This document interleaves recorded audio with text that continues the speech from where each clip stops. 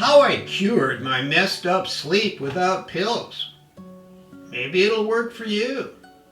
Hello, Humpty from We Are Positive Agers, where we teach successful aging to agers of all ages and stages of health and fitness. Our sleeping patterns change as we age, but we still need 7 to 9 hours of sleep, whatever our age.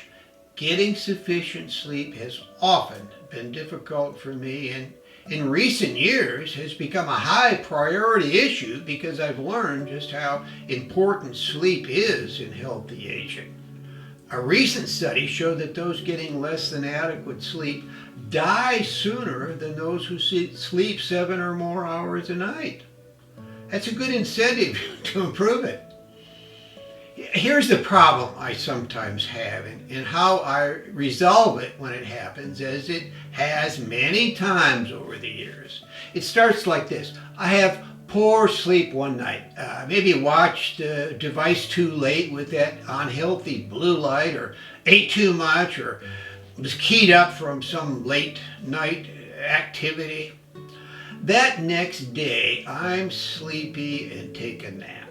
That night I have trouble falling asleep, or more often I'll drift off and then wake up after an hour or two, fully alert. I may get up, walk around or read, and sometimes it'll help me resume sleep, but often I'm awake for hours, tossing, turning, checking my watch until daybreak, when I may drift off again. This pattern may last for weeks or even months before I take difficult steps to change it. I know it's going to be hard, and I avoid it as long as I can. But this is what I do to correct a habit pattern. It usually takes 3 long sleepy days to correct. On day 1, even though I've had a poor night's sleep, I try to get up around 7 a.m. If I get sleepy, I'll get up and walk around, wash my face, maybe walk outside if the weather's comfortable. I drink lots of coffee and force myself to stay awake despite wanting to nap every moment of the day. I write in my sleep journal and try to use that to help me regain a better schedule and stay awake. My main goal is to avoid taking a nap. If I'm lucky, I may sleep 5 or 6 hours that night. I follow the same pattern on day 2. Up at 7, get my coffee, drink my water, write in my sleep journal, get lots of steps, and force myself to stay awake. I might have to set my phone timer for 5 or 10 minutes just to take a little rest without taking a nap. I sometimes have to do that 2 or 3 times a day to avoid falling asleep. Day 3 is by far the hardest, but the most important. This is when I really want to give up the plan, but know if I do, I'll lose out on changing my sleep pattern. Usually I go to bed about 7 or 8 that night since I'm so exhausted. If I'm lucky, I might get 7 or more hours of sleep. On day 4, I feel a little better, continue avoiding naps, and I'm usually on my way to a stable sleep-wake routine, which may last several months until I break the pattern again with poor choices.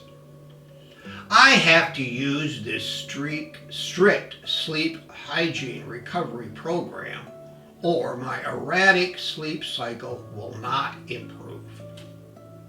If this is a similar sleeping problem for you, I would encourage you to follow my system.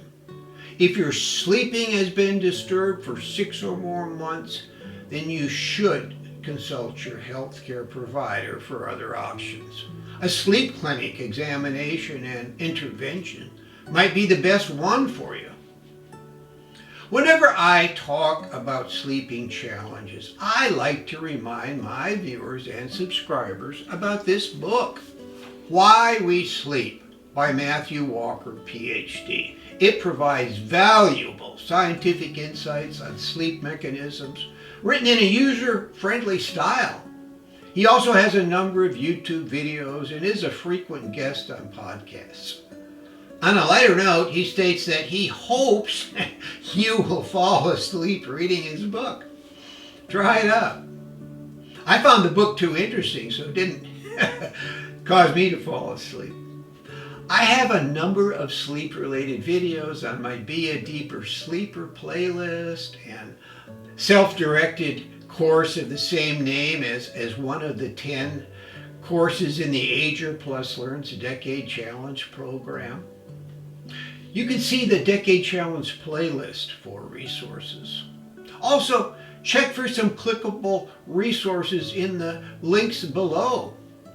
And be sure to check my agerlearns.com companion website, where you can find many resources for successful aging on sleep as well as other topics. Have a positive Ager day and a good night's sleep. Maybe a sweet dream or two.